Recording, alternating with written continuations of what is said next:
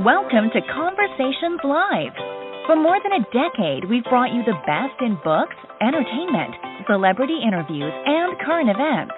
When the movers and shakers of the world have something to say to you, they say it to us first. Now celebrating 17 years of broadcasting success, here's your host, Cyrus Webb.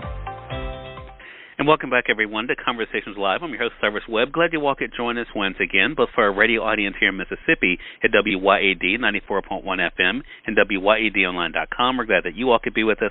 Also, just tuning in to our friends online, thanks to our friends at iHeartRadio and Amazon Music Podcast. Glad you all could be with us as well.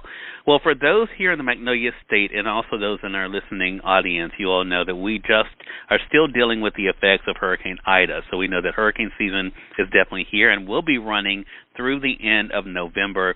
This season follows a record-breaking 2020 season that had 30 total named storms, and we all know the damage that it did for them there, and, of course, what we're already seeing now with Ida and those potential storms to come. How can we be better prepared, though, when it comes to hurricane season and making sure that we have what we need and that our homes are protected? Have the perfect guest for you guys today. Laura Favinger is joining us.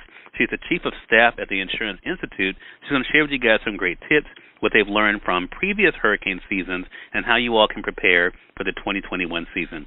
Laura, really appreciate the time today. My pleasure. Happy to join you. Laura, I think one of the big things for our audience here in the South is that, they think about, okay, well, the storms are coming, what can we do? So how can home and business owners be better prepared for this year's hurricane season?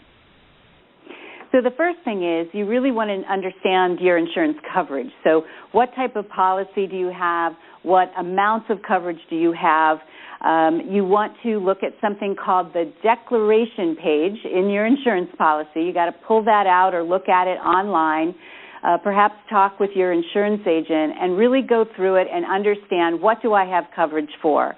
That declaration page is going to tell you amounts, whether you have any deductibles, instructions about how to file a claim if you need to, and you want to be sure that you understand if you have the type of coverage that will let you rebuild your property, that will replace all the contents that's inside your home, and you also want to understand whether or not you have flood insurance coverage, which is a separate policy from your property coverage. And then you really want to think about your safety, and you all have been through that and understand it, listening to local authorities in terms of where you would evacuate, but think about what you're going to need to bring with you, whether it's important documents, some non-perishable food, medications, thinking about your pets, and then in the age of COVID, also what you will need in terms of things like hand sanitizer and masks and those things, but to really be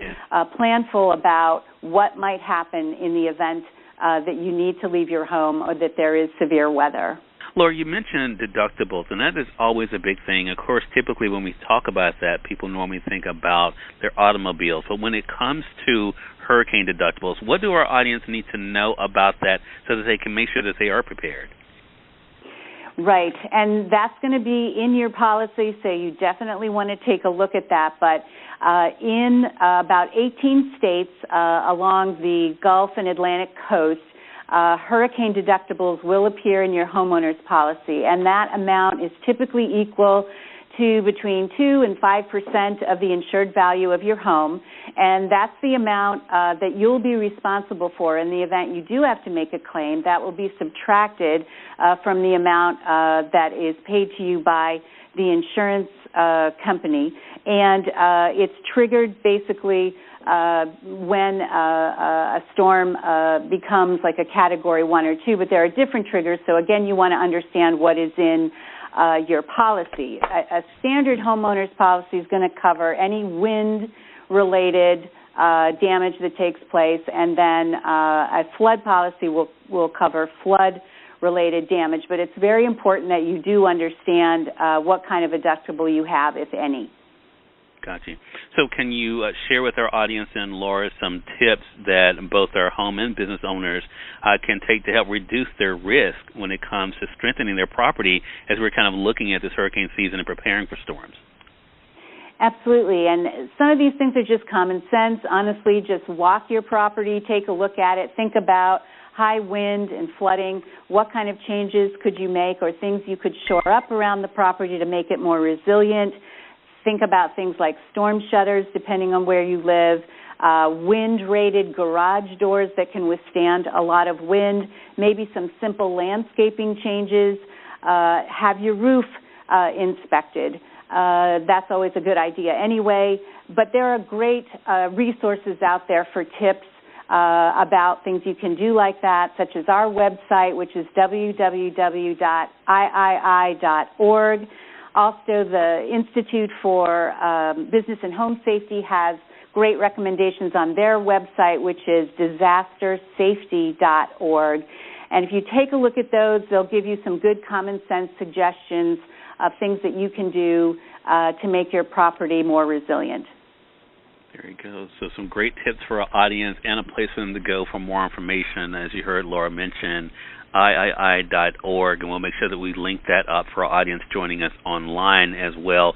Again, everyone, Laura Favinger has been our guest. She's the Chief of Staff at the Insurance Institute. Laura, thank you so much for the time today. I really appreciate the information and looking forward to having you back on the program again. Thank you, Cyrus. My pleasure. Okay, thank you, and we thank your audience for tuning in to another great segment of Conversations Live, part of our News You Can Use segment. Until next time, I'm your host, Cyrus Webb, saying as always, enjoy your day, enjoy your life, enjoy your world.